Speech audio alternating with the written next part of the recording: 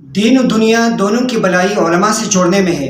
हमें चाहिए कि हम हर इक़दाम के सिलसिले में उलमा से तायीद लें।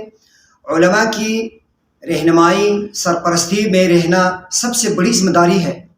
अगर समंदर के मौजों के मिसल आज के दौर में शुकूक शुबहात फितने आए तो उलमा ही साबित कदम रह पाते हैं, इसलिए कि इनके पास उलूम नबवी है, बसीरत होती है इनके पास, जिसकी बिना पर वो अपने आप को हर तरह के हालात में ख़ुद को संभाल लेते हैं और हत्तल मक़दूर उम्मत मुस्लिमा को हर फितने से आगाह फरमाते हैं। अल उलमा वरसतुल अंबिया, तो ये इमामुल अंबिया के वारिसीन हैं।